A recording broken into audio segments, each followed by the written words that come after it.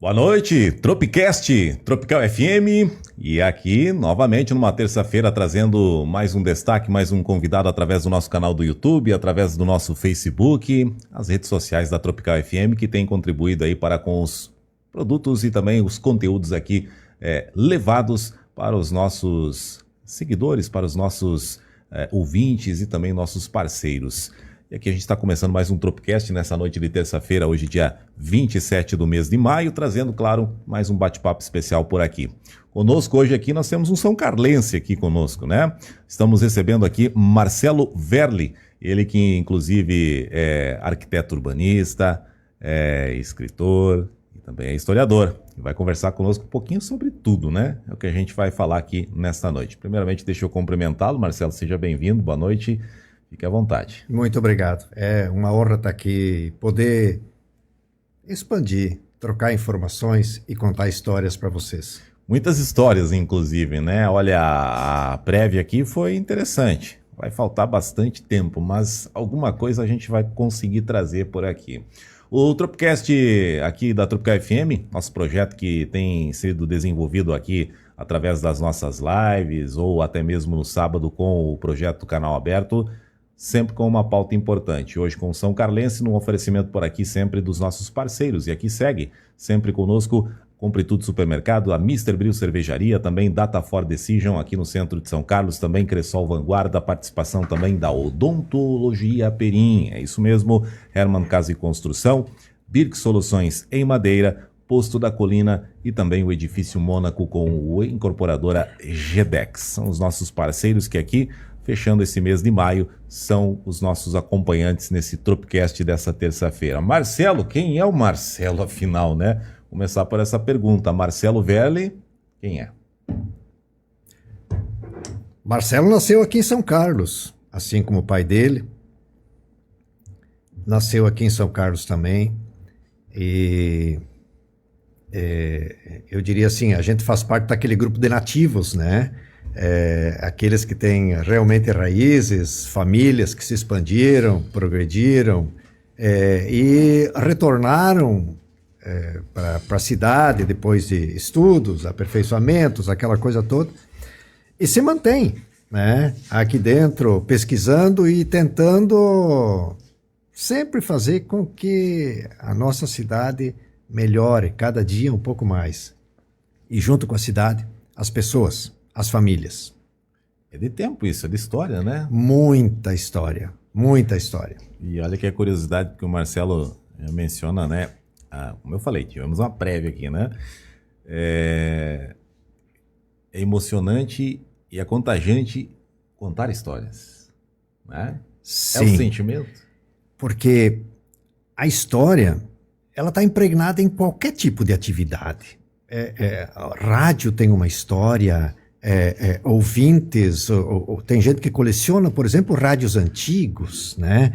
E isso assim, é extremamente salutar, é saudável, porque você se prende a diversos períodos de tempo ao mesmo tempo. Você não vive só a realidade atual, você vive muitas realidades.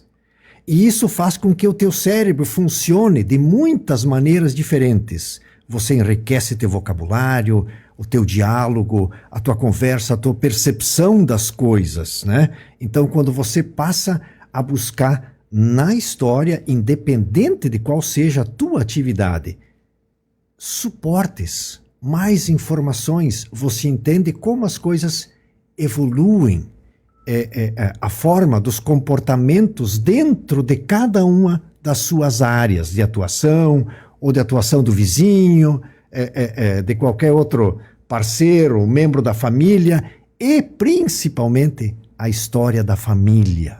Essa comove também, né? E uma questão que o Marcelo nos trouxe aqui também, a história por mais... Ela pode ser triste, mas ela é... Como é que vamos dizer? Como é que você definiu?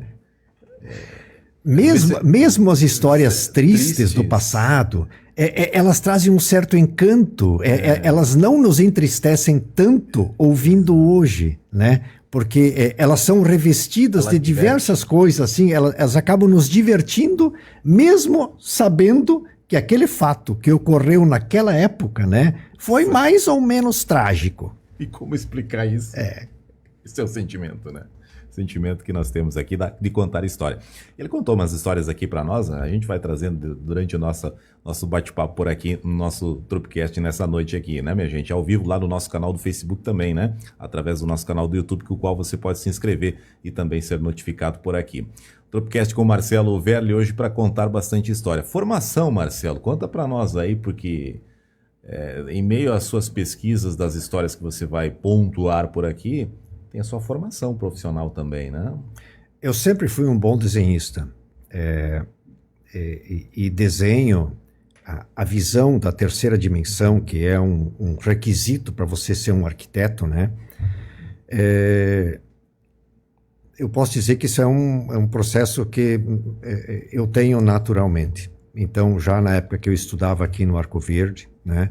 Então, fazia desenhos livres, à mão, qualquer tipo de desenho, reprodução.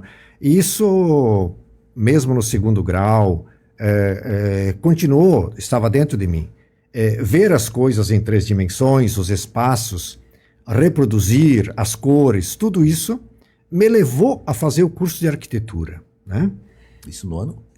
E então me formei em 87, né?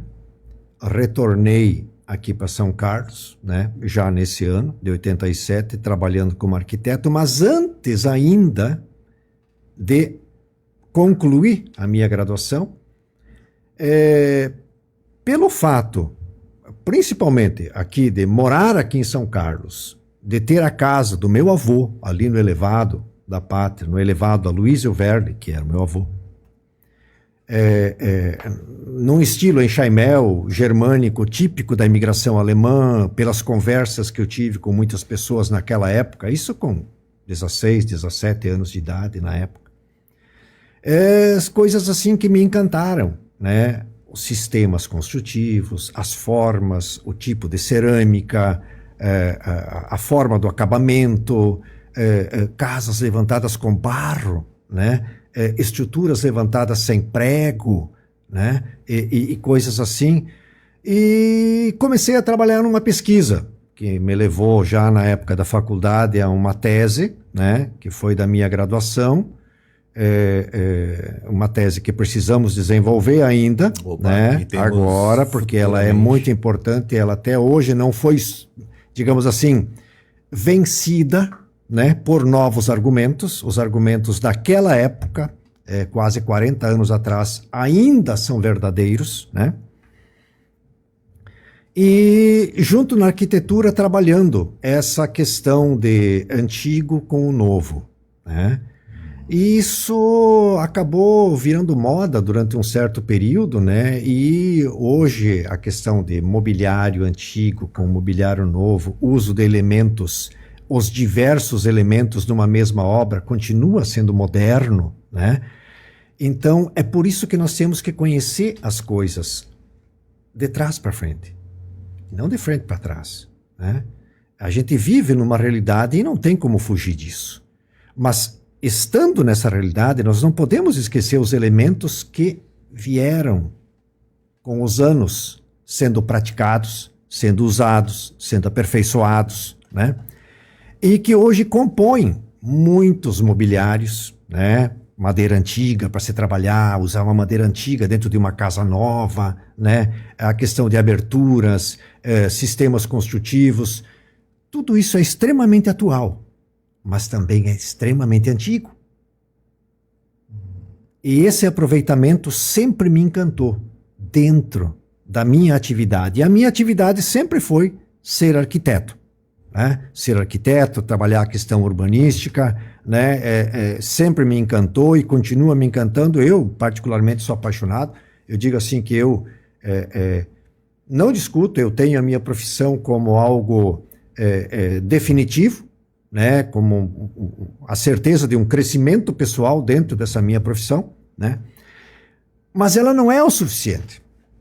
E a gente sempre precisa de mais coisas para se prender, para se apegar. E nisso eu puxo a história.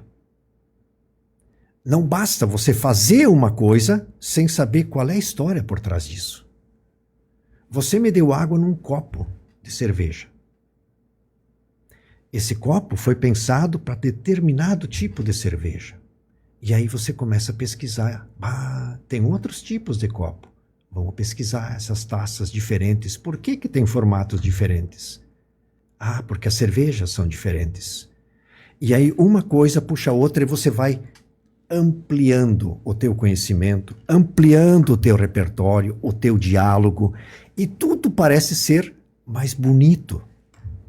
Quando você vê as coisas dessa forma e não simplesmente olhar em linha reta para frente, na estrada que já está aberta. Não, as coisas que foram colocadas do lado da estrada também são importantes.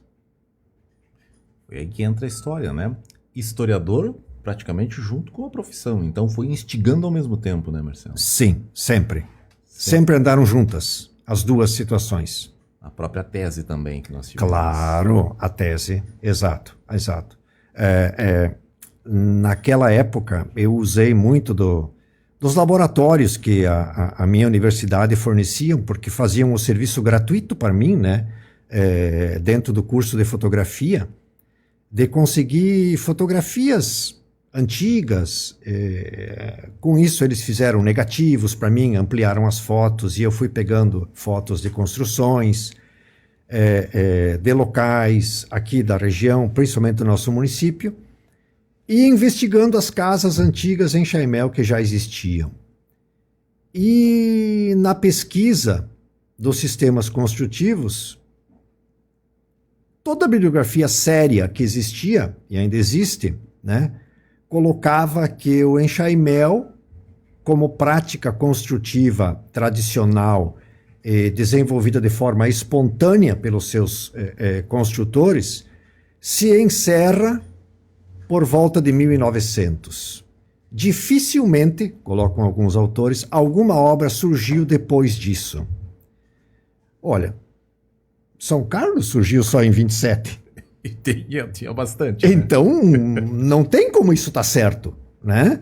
Então, 27 anos depois, que já era para ter tudo morrido, nós recém começamos, né? E aí identificamos dezenas de obras que foram feitas de forma espontânea, e não é porque alguém disse você tem que fazer assim. Ninguém estava obrigando ninguém a fazer isso. Eram as condições dadas no momento que levaram. E isso é um processo cultural. Quando você faz, porque é o que você sabe fazer. Culturalmente, você tem esse conhecimento, desenvolveu essa técnica, domina o procedimento e construiu dentro desse sistema. O sistema enxaimel, típico da imigração alemã. E a última que nós temos registrada é de 1954. Aqui em São Carlos. Aqui em São Carlos. Você pontuou cerca de 20, né? Construção. Pelo menos 20, sim, em Chaimel. Só aqui em São Carlos. Mas a última em 54. A última em 54. E o curioso é que se você sai daqui de São Carlos e vai para Palmitos, uma colonização mais antiga, você não vai achar isso. Se você vai para Cunhaporã, você também não vai achar. Se você vai para Mondaí, igualmente, vai achar raríssimas. Itapiranga, também antigo, que está fazendo ano que vem 100 anos. Itapiranga, pouquíssimas. Nós é que tivemos muitas aqui em São Carlos. É absolutamente original o nosso processo. E é único, comparado com os outros municípios também de colonização alemã, e a maioria até mais antigos que o nosso, não tiveram essa profusão. Então, essa é a tese que se defende. Nós fomos o último município que produziu isso de forma natural e espontânea. Construção em Chaimel. Construção em Chaimel. Exato. Que é típica da origem alemã, né? Isso. Que é da etnia alemã, esse estilo, né? Engraçado que municípios como Itapiranga e Mondaí não tem, né? Tem, mas muito raro. O município de Itapiranga você diz 100 anos, né? 100 anos. Amanhã. Ano que vem fará 100 anos. Isso. Mondaí fez 103 agora. Isso. A gente teve informação aí, mas é bem raro. as construções em Chaimel. Mas é uma pesquisa importante, porque o último aqui em São Carlos em 1954, que também é curioso, né? Sim. Os livros dando conta lá de 1900. 900 encerrou. Nada, tem São Carlos. Tem São Carlos ainda.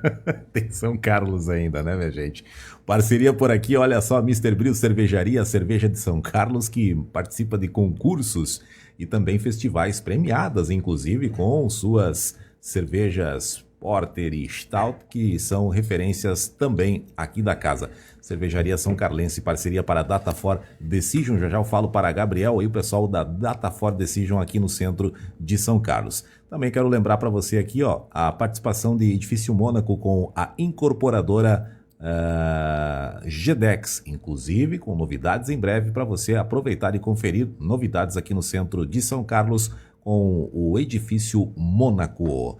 Tropcast, ouvindo aqui Marcelo Verli, nosso já falou aqui do formação aqui em relação à arquitetura, urbanismo, qual ele gosta, culminando aí com também a parte de historiador, né? Sim. Então já culminando aí, mas também é escritor ao mesmo tempo.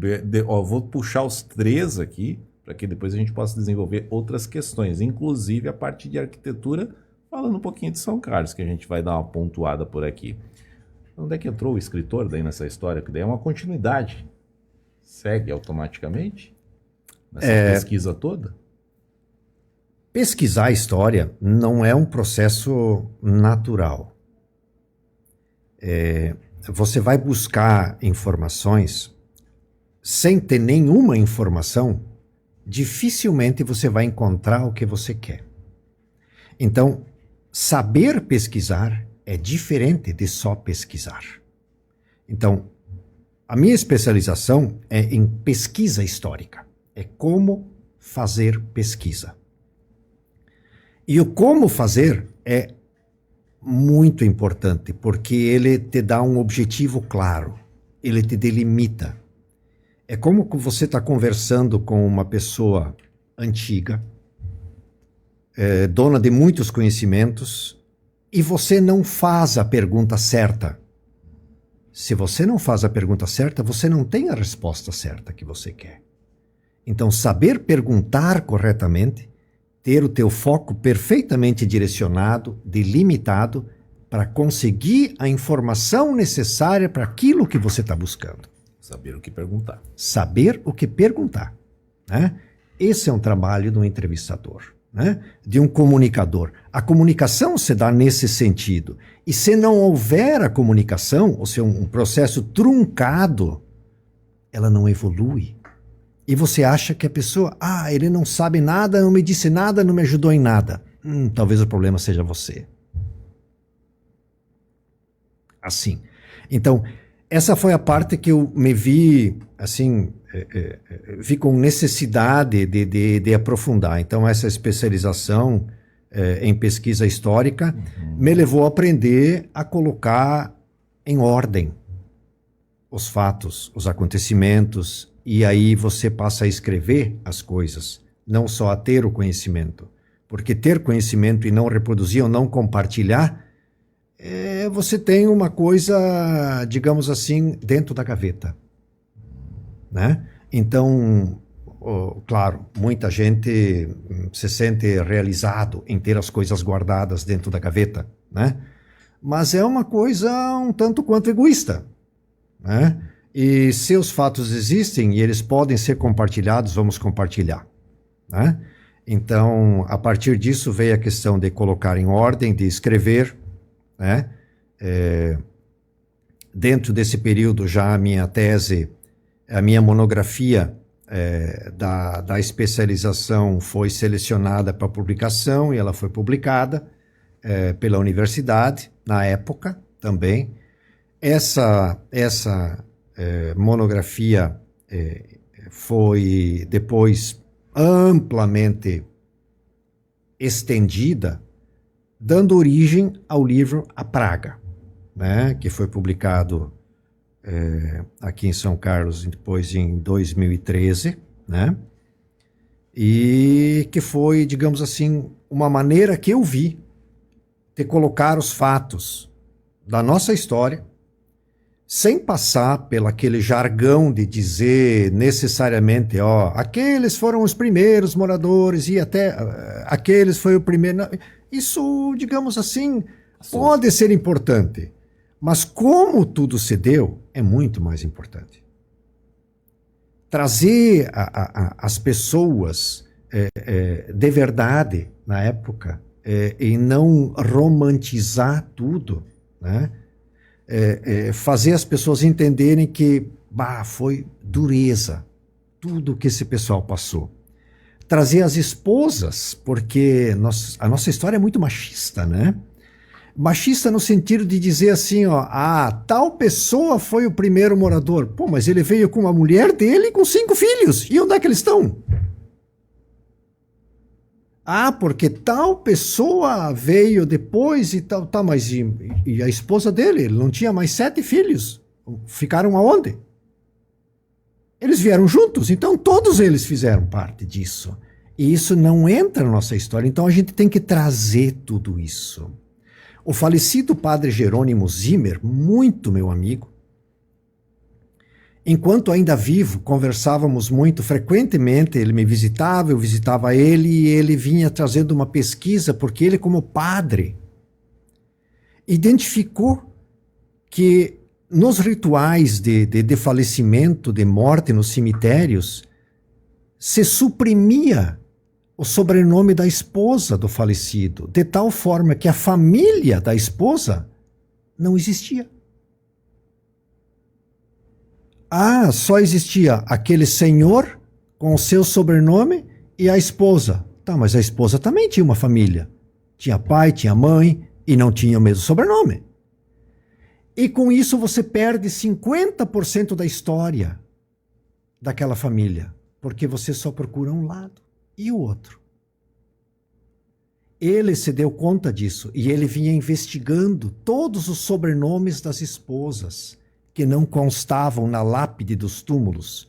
Então, aí a gente vê que existem elementos a serem buscados, procurados, pesquisados, que permitem inúmeras divagações, permitem muitas conversas de bar, permitem muitas cervejas serem abertas, sabe? E compartilhadas, e você passar a entender coisas que normalmente nos processos históricos estão do lado, mas esperando para fazer parte. Exato.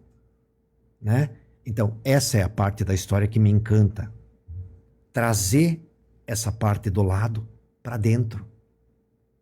Né? E as pessoas perceberem que quanta riqueza de coisa que tem ali no meio e que ninguém nos contou, mas não é possível. A coisa chegou num ponto hoje, nossos avós foram negligentes, no certo sentido, nossos pais também, né? Em não compartilhar muitas coisas, muitas por causa de um procedimento traumático que foi a Segunda Guerra Mundial para nós aqui na nossa região, como descendentes de alemães, né? E se sentiam envergonhados desse processo. Claro, tivemos um período onde falar em alemão era proibido, dava cadeia e tudo mais, tortura, tinha que pagar comissão até para a polícia para poder sair, esse tipo de coisa assim, né? Então esses embates, o nosso povo não gostou muito disso e não divulgou. Mas isso existiu. É história. É história, isso faz parte do nosso processo. Nós nos construímos em cima disso, quer queiramos ou não. Né? E só jogar as coisas para debaixo do tapete não funciona. A uma hora dessas vai formar um calombo do qual nós vamos acabar tropeçando sobre isso. E é preferível nós tropeçarmos e sabermos o que está ali enterrado, né? Do que simplesmente ignorar aquilo do qual nós fomos construídos. Né? Então, esse é o processo que eu busco na minha pesquisa histórica. Trazer isso. E eu acredito que nós somos realmente, temos uma população assim, extremamente original, bonita, com uma riqueza histórica fantástica. Né? E a gente vai buscando. Eu não consegui ainda passar da década de 50 na minha pesquisa. Porque são tantas coisas que aparecem, tantas informações, tantas histórias peculiares, que eu me seguro para não buscar ninguém com informações mais recentes, dos anos 60 ou 70, digamos assim, que já é antigo para muita juventude, né? 50 anos atrás. 50 anos atrás não é nada. Não é nada, né? Então, nós temos que buscar pequenas informações para poder fazer boas perguntas e, com isso, construir grandes histórias. O livro A Praga foi o primeiro? Desconsiderando a publicação da universidade, desconsiderando a monografia da universidade, sim. Depois temos, você falou de... A pesquisa está em 50, mas teve o 1942 ali, né? A praga se encerra em 1939. Então, a gente é obrigado a estabelecer um limite para você não se esparramar demais. Então, 39, como eu já tinha, desde o início, feito entrevistas e uma série de conteúdos que eu ainda não sabia como encaixar. E aonde encaixar, porque faltavam muitos elementos para a construção de um enredo. Mas a praga não. A praga, os elementos já estavam na mesa. E por isso ele foi publicado. O 1942 veio bem depois, porque a minha pesquisa ela continua permanentemente. E as informações foram vindo. E foram 30 anos de pesquisa até conseguir criar o repertório necessário, as informações necessárias para formar o que aconteceu nesse ano de 1942 e entender o que se passou aqui na nossa vila. Numa história que começou lá em Itapiranga, Mondaí, Palmitos, veio para São Carlos e terminou lá em Lages. E essas famílias estão aqui. Elas vivem. Elas sobreviveram, muitas foram embora daqui da cidade, infelizmente, por causa disso, né? Famílias que desapareceram daqui, não só daqui, a mesma coisa aconteceu em todos esses municípios que eu citei, né? E todos têm receio de falar sobre isso. Eles ainda se envergonham. Eu tenho entrevistas que eu fiz há 20 anos atrás, onde a entrevistada só chorava. Só chorava. E ela dizia para o marido dela que ela não podia falar sobre isso, que ela não podia. E ele dizia para ela assim, em alemão, né? Não, isso já passou. Eles não vão prender nós de novo. Assim, você fica pensando, meu Deus do céu, mas não é possível. O que eu estou fazendo, sabe? Daí tu fica até com medo de estar pedindo aquelas coisas porque você está num processo de intromissão que talvez você nem tenha autorização para isso, né? Mas é assim. Assim as coisas se deram. Você se emociona de conversar com essas pessoas quando elas contam tudo o que passou. De dizer assim, era meu pai. E quem disse isso é uma senhora com mais de 80 anos, por exemplo. E aí você não imagina que uma pessoa daquelas ali assim vá contar alguma coisa que não seja verdade, porque ela está falando do pai dela. Eu não tinha nascido, ela disse. Eu estava na barriga da minha mãe, de 7 meses, quando isso aconteceu. Meu Deus. Aí você desmorona. Vive, né? Você tá dentro de um processo. Aí você percebe a carga que tudo isso tem. O peso de todas essas informações, né? Aí você vai buscar uma outra pessoa. Era o meu vizinho. Ele diz, sim, essa família foi embora. Aí vai contando, não, era meu amigo. As pessoas dizem, não, fui eu. Eu que levei ele. A outra pessoa diz assim, não. Aquele lá fez isso, eu estava junto. Vai ligando. Sim. E daí você faz entrevistas com pessoas que estavam dentro, por exemplo, de um campo de concentração, onde elas cochichavam, elas não falavam, porque elas só sabiam falar em alemão. E aí você imagina assim que você está preso, você não pode te comunicar, você cochicha um com o outro. E aí, qual é o teu nome? Daí dizia o sobrenome dele, entendia mais ou menos aquilo. E isso causou uma confusão para mim tão grande, porque às vezes você está cochichando à noite, no escuro, dentro de um galpão, sabendo que na manhã seguinte vem o caminhão com a polícia, te recolhe para ir lá fazer trabalho forçado numa estrada, né? Onde você não vai poder falar com ninguém. E você troca algumas informações, você entende, por exemplo, sobrenome Post como Prost. Aí você entende um sobrenome Stratmann como Strassmann, né? E aí você entende um outro sobrenome Vogel como Vogel, né? E são famílias distintas. Aí, mas não é possível, eu não consigo achar essas pessoas.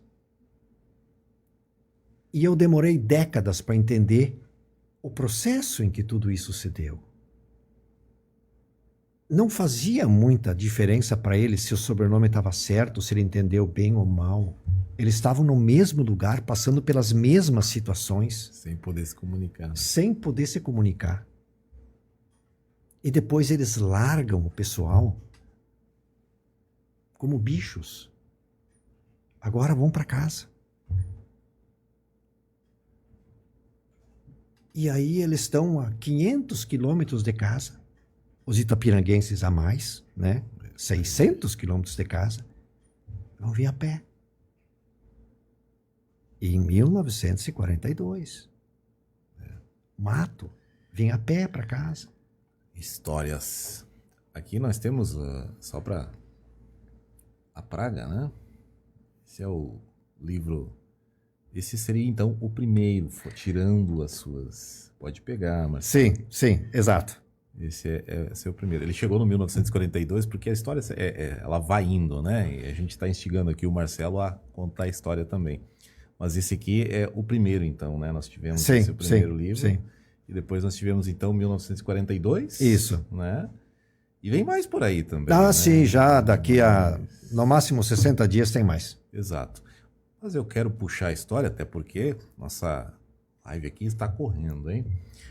Você tem uma notícia boa de ontem, dessa semana, que é outra história.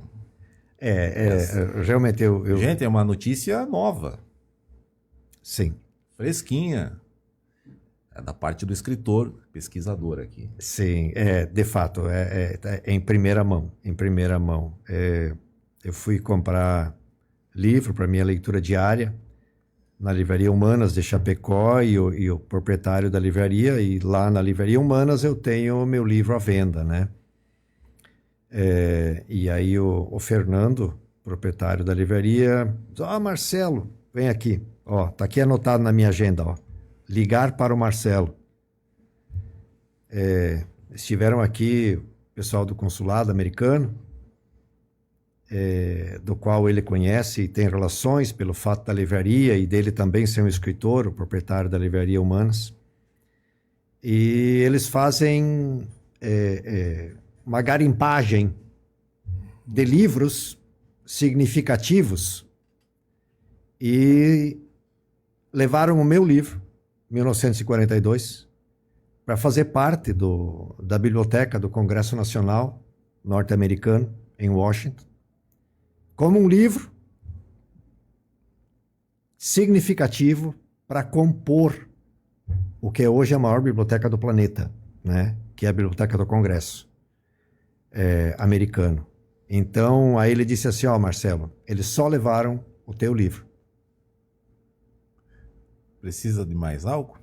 O 1942, então, está na maior biblioteca, maior livraria do mundo, então, né? Maior biblioteca do mundo. E detalhe, eles passaram nessa garimpagem, como disse o Marcelo aí, só foi um. Só esse, né? Exato. Só esse daí. Então é mais uma parte da história por aqui. Agora, Marcelo, vai vir mais novidades, você já confirmou.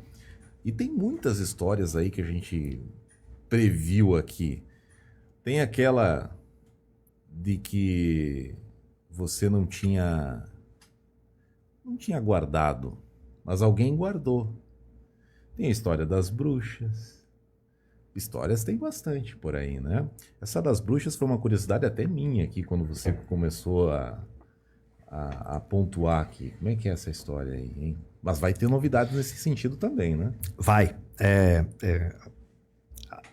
Não é preciso assim ser muito velho.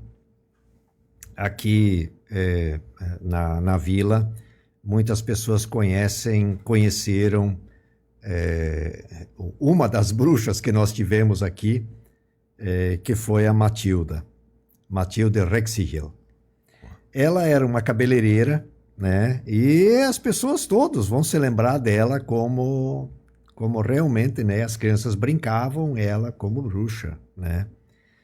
Mas a coisa começou muito antes da Matilde. Eu acredito que essa é mais recente. Começou muito antes da Matilde aqui na cidade. Então nós temos um histórico de um grupo de mulheres que se reunia, porque era praxe dos homens saírem para trabalhar, né, durante o dia. E voltavam normalmente no final do dia, ou ia para a roça, para o interior, ia para uma construção. O pessoal não voltava ao meio-dia para casa, né? As mulheres ficavam em casa, as mulheres se reuniam, né? E as mulheres passaram a trocar informações e algumas novas práticas, né? E tudo isso veio junto, por incrível que pareça, com os produtos de beleza. E essa é uma outra história sensacional. Os produtos de beleza passaram a se difundir também durante a Segunda Guerra Mundial. O batom, adornos femininos. A história, eu tenho uma história sensacional da pasta de dente. Olha aí, ó. Quando ela chegou aqui, as primeiras escovas de dente, uma senhora me contou, uma senhora russa, quando ela usou escova de dente pela primeira vez, quando ela fez o pedido para o pai dela, para passar na farmácia, por favor, porque ficou sabendo que havia chegado um produto, que na época eles nem chamavam de pasta de dente, né? Mas para usar na escova para poder escovar os dentes. Porque isso não existia. Sim. Me cita o ano. Isso foi... Aconteceu, quem me contou essa história foi a Elfa Keller, filha do Adam Keller. O Adam Keller era russo, né? Ele também tem uma história sensacional, o Adam Keller. Ele era socorrista de navio. Tem isso? Pois é, eu descobri que isso existiu com ele. Então, toda viagem de navio dos russos era obrigatório a presença de um socorrista dentro do navio. É como se fosse um bombeiro para uma construção hoje, né? O socorrista recebia prática, conhecimentos de primeiros socorros para atender, aplicar injeção, cuidar de doentes e tudo mais. Entendi. Esse Adam Keller, que foi aqui para o interior, para as Aguinhas, né? Era socorrista de navio. Então, como socorrista, ele fazia atendimentos na comunidade das Aguinhas, né? Aquelas injeções que tu botava em cima do fogão para esterilizar e aquelas coisas todas. Isso foi mais ou menos na década de 41 ou 42 que aconteceu também, né? E aqui já existia uma outra família que tinha uma farmácia aqui. E nessa farmácia chegou pela primeira vez a pasta de dente. Aí ela ganhou a pasta de dente quando teve que fazer uma cirurgia de apendicite.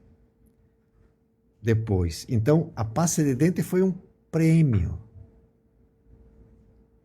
por, digamos assim, bom comportamento da menina, né?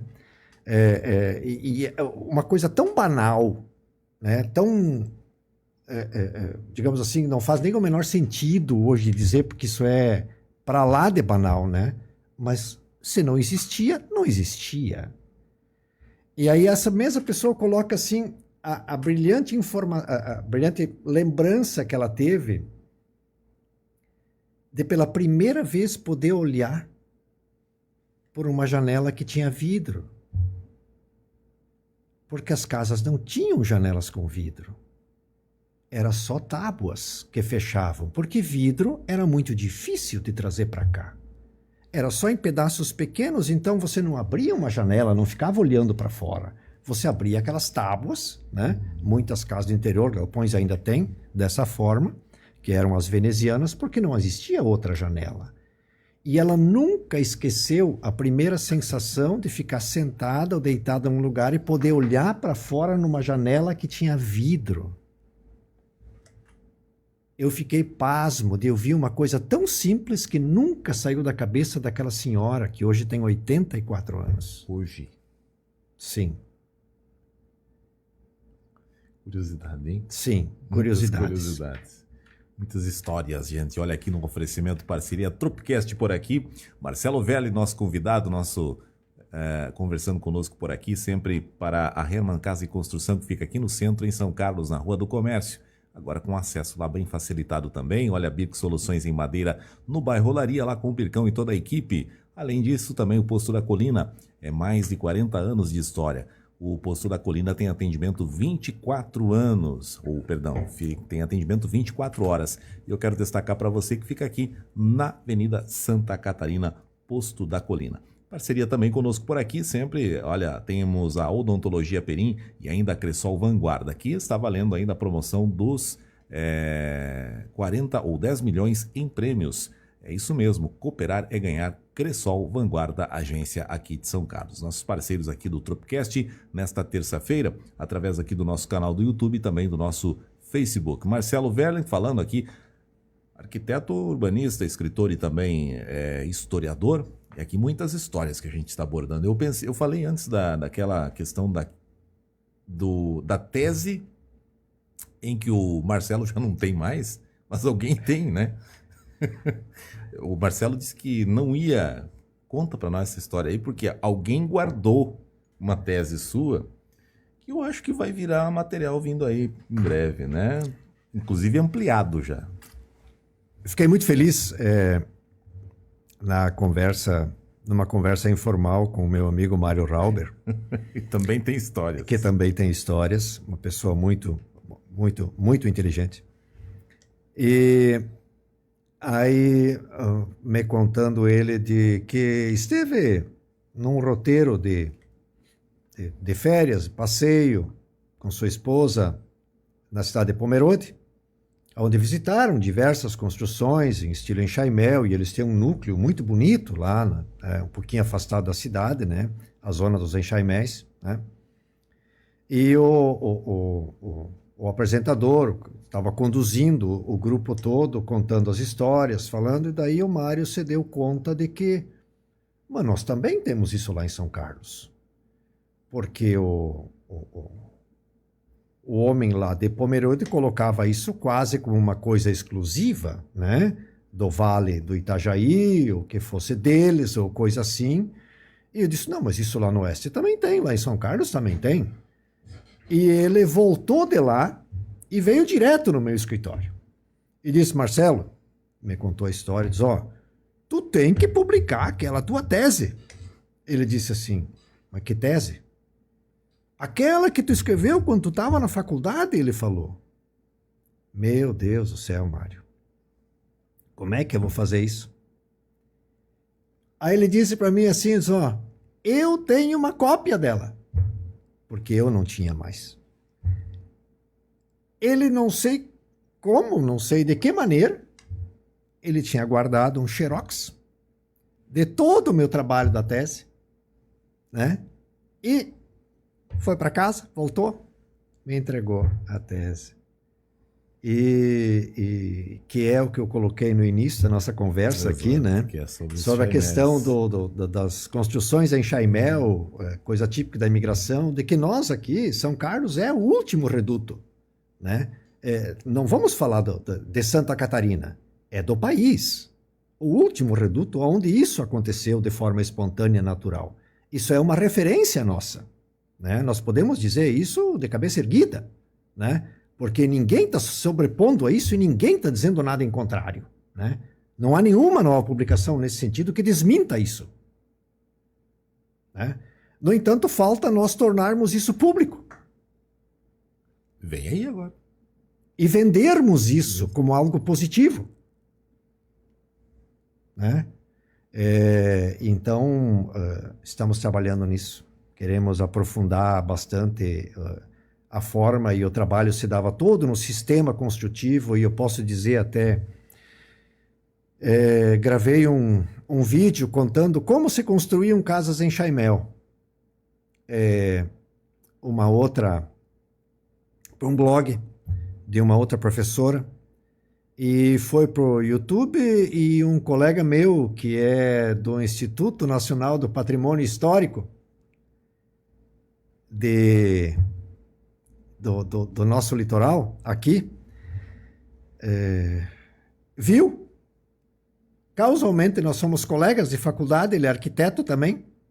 Aí ele ligou para mim: Marcelo, eu vi aquele teu vídeo contando como se construíam casas em Chaimel. E nós não temos nenhum vídeo nesse sentido. Podemos usar isso aqui? Ele pediu.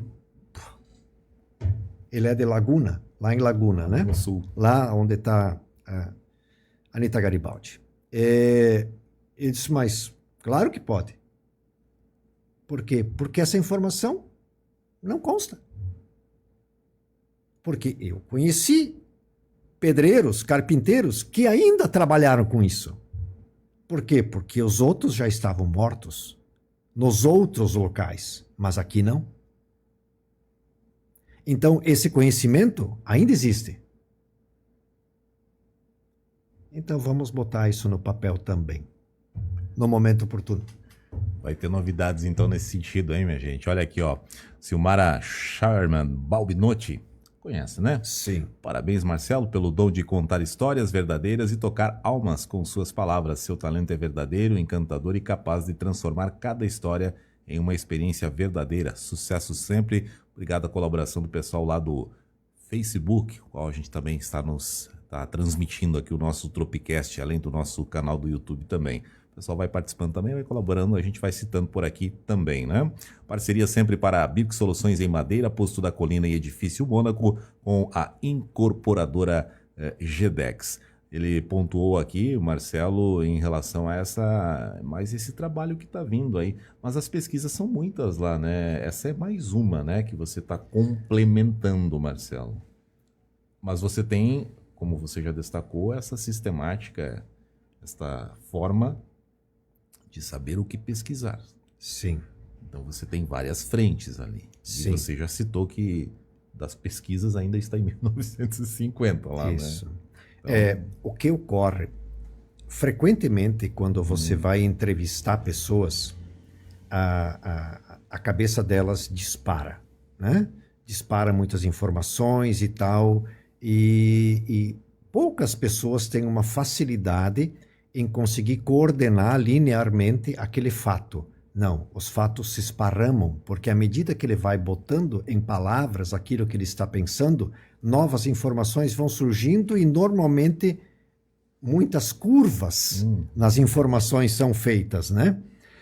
E essas curvas, aprender a usar essas curvas é uma arte, porque você vai extraindo peculiaridades dentro de uma história. De cada curva. De cada curva, isso.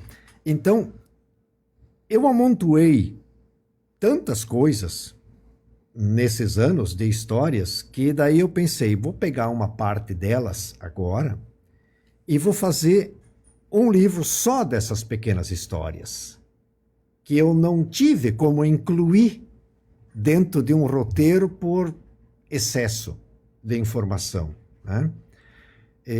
Então eu coloquei, e a Silmara, amiga de infância, sabe porque eu contei histórias do avô dela que ela também nem sabia, né?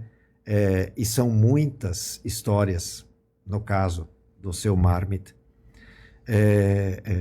E assim, ó, as famílias, isso preenche lacunas quando você consegue fazer com que uma determinada história envolva um familiar teu. Você sedimenta uma informação, você passa a ser mais do que você era. Você não é só aquela pessoa normal, você é um descendente daquele que participou disso. E isso engrandece. E a gente tem que construir isso, porque assim, ó, nós não somos só um pedaço do Estado. Nós temos informações que estão nos anais da história do Estado. Parte da história do Estado aconteceu aqui na nossa vila. E essa é uma coisa que eu coloco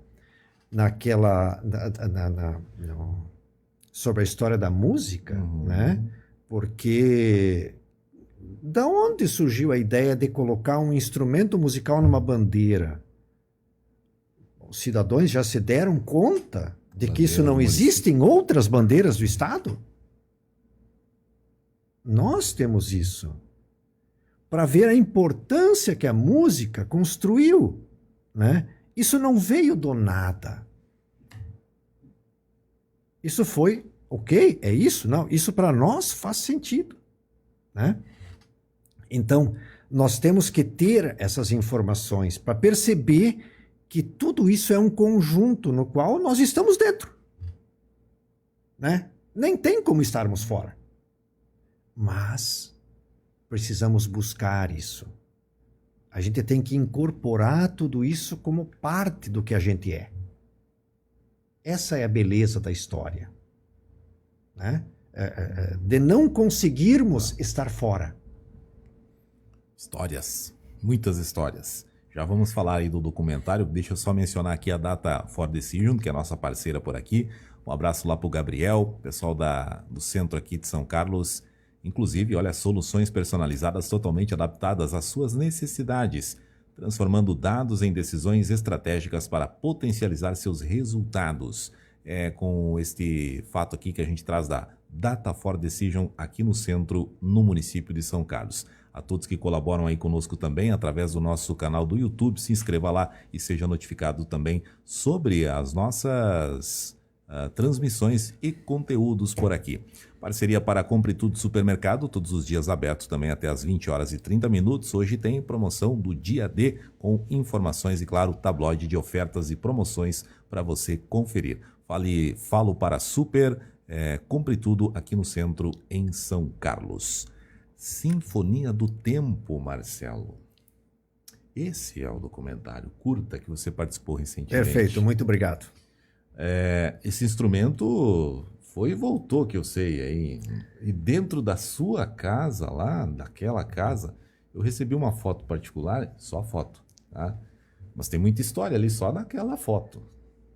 E Sim. O que você se fez como depoimento daquele curta apresentado recentemente aqui na Câmara de Vereadores, gostaria que você agora testemunhasse para nós um pouquinho dessa história aí. Pois é, então assim... Aqui a gente está fazendo curvas aqui, né? Para a gente dar tempo de dar uma comentada aqui. Ok. Não, é isso mesmo. É exatamente. Estamos fazendo curvas. Então, o primeiro momento em que nós fizemos parte da história se deu em 1929, no livro, cujo o título é A Viagem, de 1929. Viagem do nosso governador. Na época, o presidente Adolfo Conter, né? Aqui para o oeste do estado de Santa Catarina. Até esse momento, nenhum governante havia vindo para cá, principalmente porque o oeste do estado era uma terra, digamos assim, perigosa, né? Então, para evitar os perigos dessa terra aqui, as companhias colonizadoras passaram a exercer a sua atividade de venda de colônias e formação de vilas, né? No qual São Carlos estava junto. E nessa viagem, então, a barca, o caico, digamos assim, do governador encalhou no saltinho do Chapecó. O rio estava muito baixo. E era uma época que realmente chove pouco, porque era abril, né? Chovia pouco. E estava abaixo, encalhou e tiveram que todos embarcar. As embarcações eram muito pesadas, a comitiva era muito grande e ele veio caminhando até a vila. E a nossa igreja estava recém nos alicerces da nossa primeira igreja de madeira. Então a madeira deitada, o governador chegou, conversou com o pessoal, porque o que havia acontecido quando eles embarcaram do lado de Águas de Chapecó, nos barcos, para descer o rio Chapecó. Depois ia pegar o rio Uruguai e chegar até Palmitos, aonde eles iriam parar, lá em Cascalho. Hoje lá, mais ou menos onde é que tem a ponte, onde é que faz a travessia, né, para Iraí. A bandinha que existia aqui resolveu fazer uma apresentação para o governador. E ficaram lá na beira do rio, debaixo de uma árvore, esperando. Mas a comitiva não sabia dessa história. Eles fizeram porque o maestro Arthur Haidt, né, ficou sabendo, entraram em contato com a Companhia Sul Brasil, do Carlos Kuhlmann, e ele falou com os músicos aqui, e ele também como músico, tocador de flauta. Vamos lá recepcionar a comitiva. Foram lá, ficaram debaixo de uma árvore e ficaram tocando. E a comitiva do outro lado, ouvindo, enquanto embarcavam, mas ninguém parou, ninguém foi lá conversar com eles, nem nada, né? E o escritor, na época, relatou isso no livro da passagem, que eles foram recepcionados pelos acordes, né, de uma banda amadora, né, do outro lado do rio, e o que chamou a atenção foram o som do rabecão. Esse. Né? Os acordes de um rabecão. O rabecão é um instrumento monstruoso, tem 2 metros de altura, né? Não é aquela coisa que você leva em qualquer lugar, não carrega nas costas e dificilmente você consegue levar isso a cavalo, né? Mas eles levaram até a Barranca do Rio. E esse rabecão era tocado pelo meu avô, né? Seria hoje um contrabaixo, né? Só fazia o baixo, um instrumento de 3 cordas somente. Grave. Isso. E aí o governador, chegando na igreja, na obra da igreja, convidou a banda para ir tocar para eles lá em Palmitos. E assim começou, e a banda foi, a história da música na nossa cidade. Através disso, então, o primeiro apontamento de que nesse local tem música está lá registrado. Nos anais do Estado. Não é em qualquer lugar. Não é uma informação que a gente está inventando. Veio do próprio governo do Estado. Aonde foi isso? Em São Carlos. Talvez explique a bandeira, né? Exato. E esse rabecão ainda existe. Depois o meu avô vendeu ele. Deve ter vendido para mais outras pessoas depois. Os compradores seguintes. Acabou em Chapecó. E hoje ele faz parte do acervo da Escola de Artes de Chapecó. O rabecão original, com as 3 cordas, da mesma forma, perfeitamente inteiro.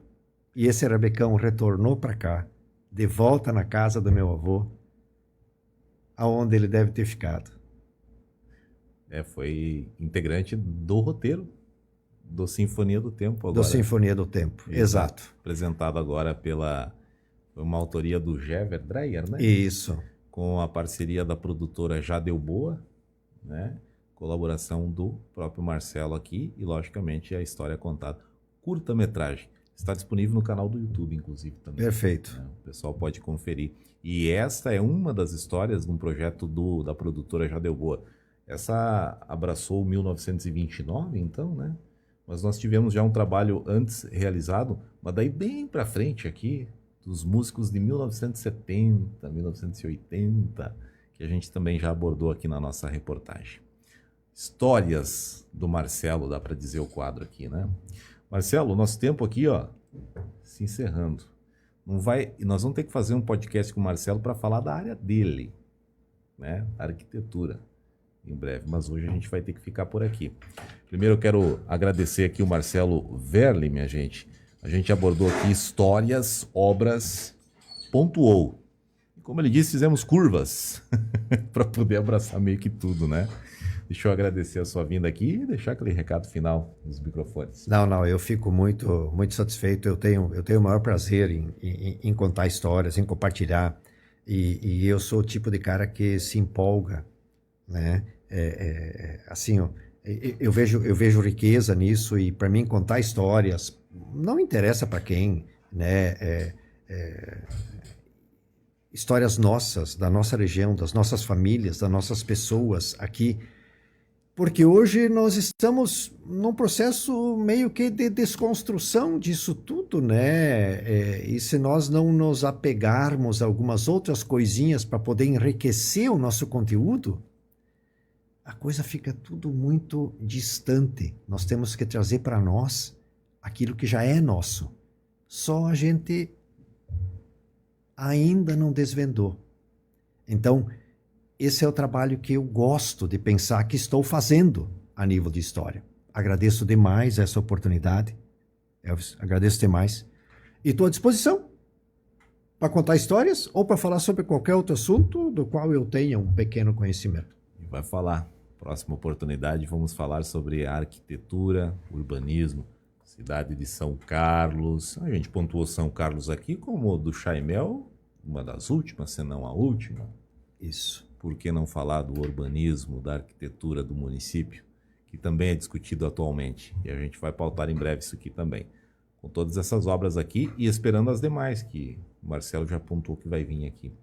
Obrigado pela sua vinda. Marcelo Verli, ele é escritor, arquiteto urbanista, como a gente mencionou, e também historiador. Claro, aqui o nosso São Carlense, que foi nosso convidado hoje no oferecimento para o Compre Tudo Supermercado, parceria para Mr. Bril Cervejaria, ainda Data For Decision, do nosso amigo Gabriel, Cressol Vanguarda, Odontologia Perim, ainda Herman Casa e Construção, BIC, Soluções em Madeira, Posto da Colina e o Edifício Mônaco e Incorporadora Gedex. Nosso Tropcast fica por aqui, terça que vem tem mais uma pauta, mais um convidado, mais aqui um assunto que a gente vai estar abordando sempre por aqui no nosso canal do YouTube e também no nosso perfil do Facebook. Todos um abraço e até lá!